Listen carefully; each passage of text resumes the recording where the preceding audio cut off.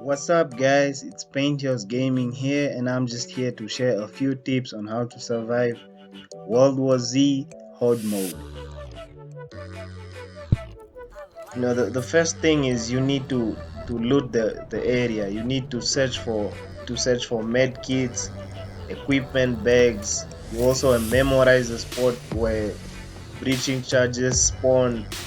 You need to loot for heavy weapons. You just need to search the area because these items will help you survive the first early waves and later on in the game, especially medkits. Medkits are too expensive to buy, so loot the area, search for medkits, and then you can save 100 points for yourself and your team.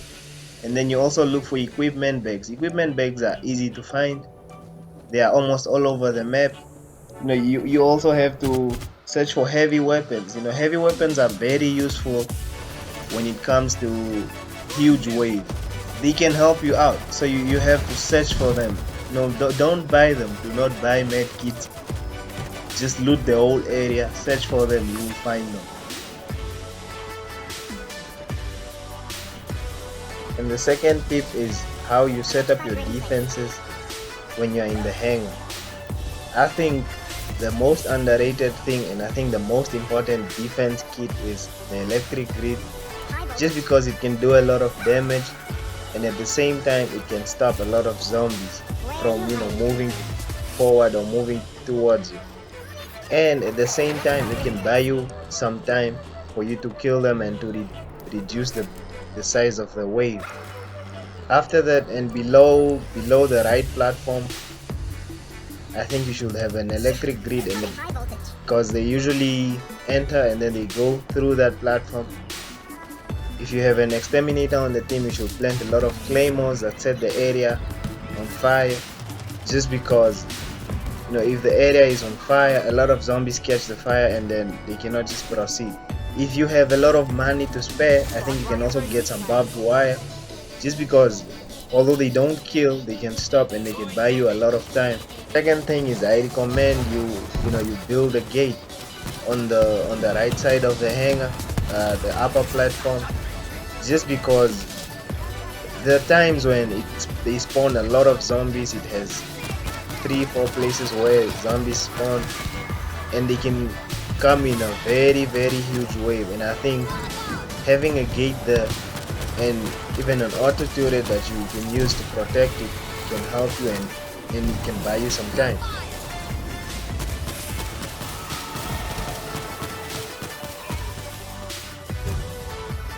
Then after that, it's how to set up your defenses when you're in the terminal building. Now the terminal building can be a little bit tricky, just cause there's a huge open space and there's a lot of area to cover. I recommend you have 2 auto turrets facing the left side, like down the alley where there's a track, just because it's sort of a blind spot, and you shouldn't be paying attention to that side. So you just put up 2 auto turrets facing both ways, and then you focus on the remaining area. Motors are very important, and I really think motors are the most important when it comes to the terminal building, just because you can eliminate a lot of zombies with them. Like, they can get you a lot of kills just by blowing them. If you use them and your timing is really good, you can really kill a lot of zombies at once. Your heavy weapons are really important when it comes to the terminal building. I mean, just because there's a huge open area where you can blast a lot of zombies and get a lot of kills. Your molotovs, your explosives, they are very important. They can help make the size of the wave smaller. Then on to the next one is how to set up your team, how to set up your classes. I recommend you have 2 exterminators, a fixer, and a medic. just because the two exterminators are really important, just because they have molotovs and explosives, and they can also plant claymores that set the area around on fire, and I think that's really important.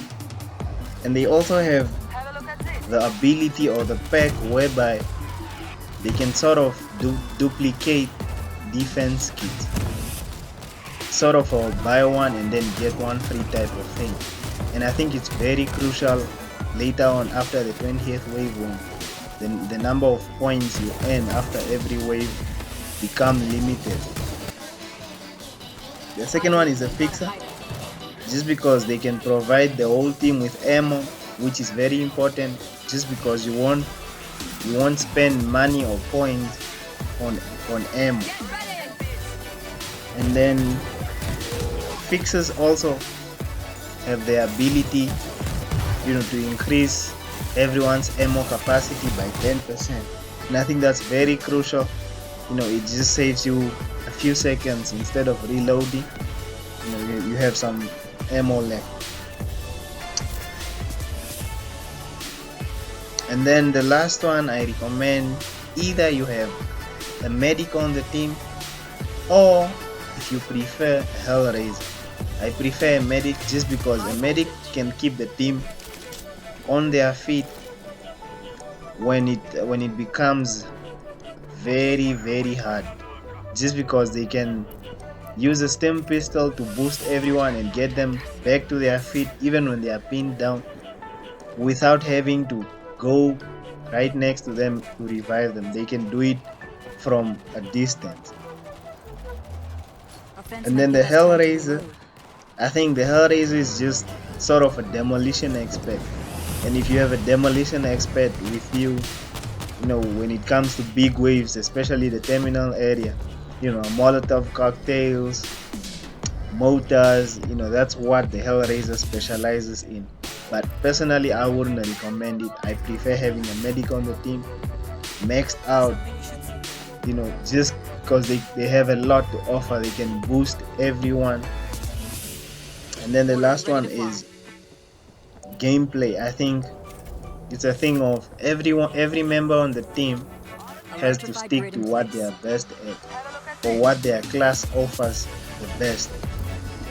If you are a medic, I think a medic should stick to healing everyone, keeping every team member on their feet. If you have an exterminator on the team, the exterminator should be the ones mainly purchasing or buying the defense kits, just because they have the perk where they can at times duplicate the defense kit, and I think that's beneficial, especially after the 20th wave, when you are breaching the doors. I think it's very important for you to allow your exterminator to get the points, just so later on they can purchase more defense kits, and they can also get more defense kits for free, just because of that ability. And for the fixer has to stick to providing the team with ammo, and I think the fixer needs to provide ammo every wave. And if everyone sticks to their role, I think it will determine how long you survive. And most important, I think it's communication. Once everyone knows what they are doing or what they are responsible for, and when you talk and communicate with one another, you survive longer than just doing things randomly.